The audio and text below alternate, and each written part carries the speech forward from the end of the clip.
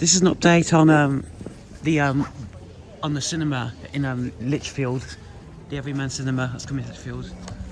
As you can see, they've actually done some welding, as you can see up here. They've welded the new frames on for the new facade. But they're definitely taking their time with it, and yeah. I also wonder what's going to be here, where these old shops were. As you can see, as you know, this was demolished. This is a medical store it was, but all that's going to be built there. Interesting. Also got this.